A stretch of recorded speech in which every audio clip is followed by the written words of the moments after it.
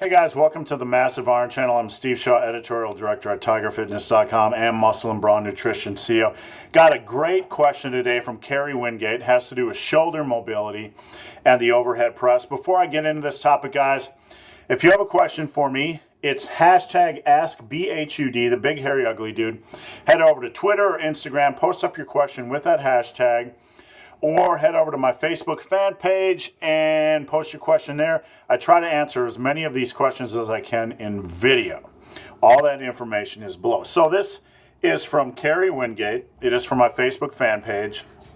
And it says, Steve, I have very poor shoulder mobility, which causes me to arch my back excessively when doing standing overhead presses, resulting in lower back pain. I have done a ton of mobility work on my shoulders, but nothing has helped. Now, here's the important part, and I want you guys to listen to this because I'm going to address this soon. I've tried seated presses, but find that with my back pushed against the bench and with my mobility issues, it forces me to push the bar forward and around my head to the point where it looks like a crappy version of incline bench. I really like the OHP as a strength and mass builder, but don't know whether I should persist, etc. Here's the thing.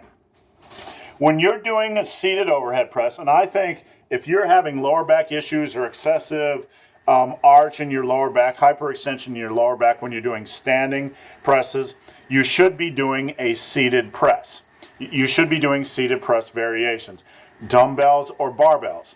Now, if you're doing the barbell press variation, if you watch me, when I do them, I don't have the back upright or 5 degrees off upright. I don't have it that steep of an incline, because when you're pressing, you're going to have to press around your noodle, your noggin, your big fat melon, that watermelon head that your mama gave you, that somehow managed to come out of her, that big fat watermelon head of yours that managed to come out of your mama's vagina.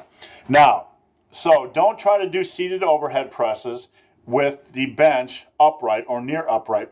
Push that sucker back a little bit so that you can press and without having to move your head or bump your chin or knock a few teeth loose from your big fat watermelon head, okay?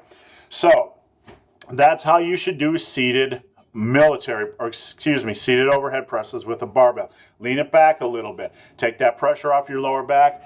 Is it an incline press? No, it's just, look, you're only at like a 10-degree angle or whatever off perpendicular to the ground. You're still going to get a ton of quality shoulder activation.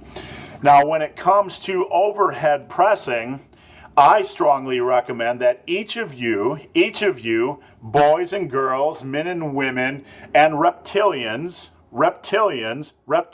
like Jason Blaha, do a barbell and a dumbbell press,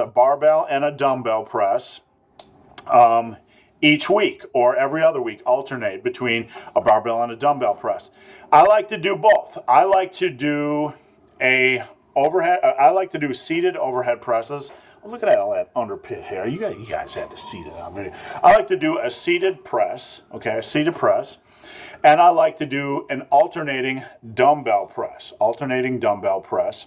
as well during the same workout.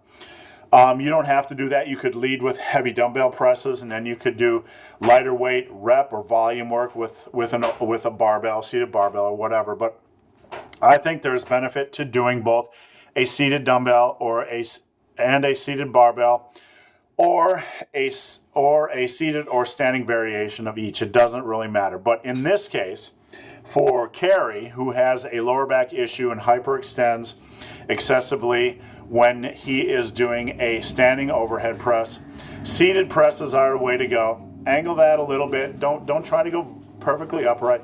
Angle that bench a little bit and just get your press on.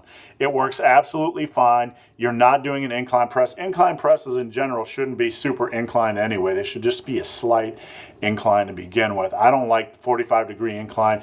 That's almost an overhead press, but that's a topic for another video. So I hope this video has been of some help. Guys, if you have a question for me, you can check out the information below. If you've made it this far in this video and have yet to subscribe to my channel, please do. I'd appreciate the support. So guys, as always, thanks for watching. Have a great day.